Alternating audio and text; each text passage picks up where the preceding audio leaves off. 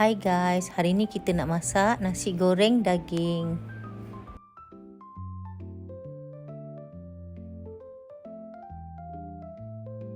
First, kita tumis bawang putih dengan bawang merah. Kita masukkan sedikit dulu sampai dia garing.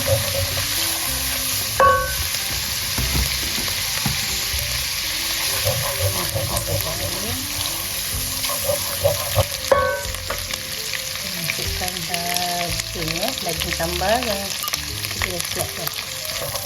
Tambal daging ni kita dah siap buat. So tinggal masukkan lagi. Okey. Lepas tu kita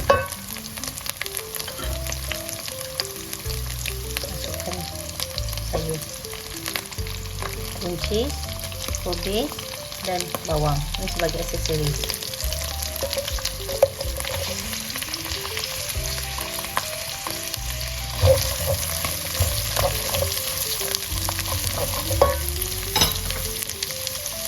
Lepas tu kita pecahkan 2 biji telur.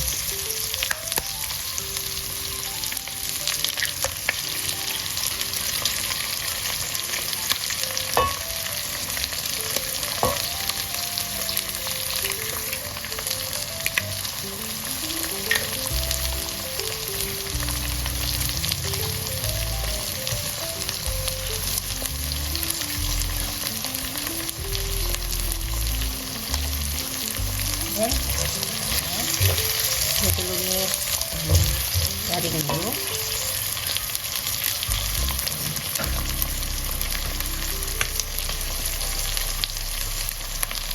Telur ni dah sikit, garing sikit.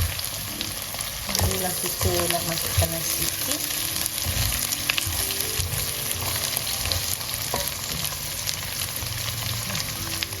Kita nak masukkan nasi sikit. Kita masukkan nasi.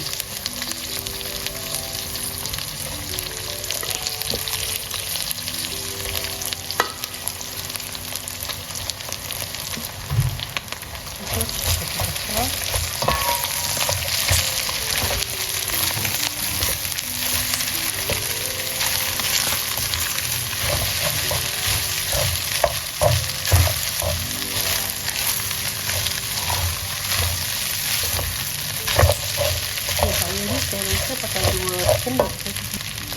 Saya rasa pakai sendok. Okey.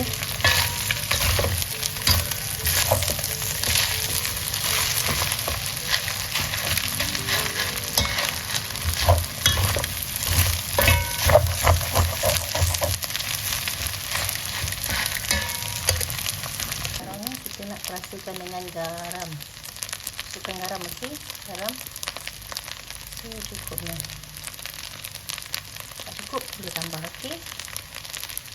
Dan kita rasakan juga dengan serencah sedap. Sekarang kita rasakan dia.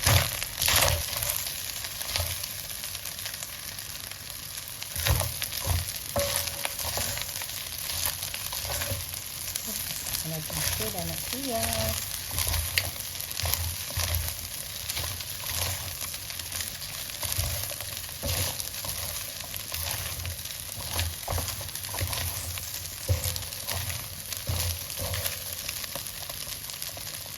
Kita nak rasa, okey.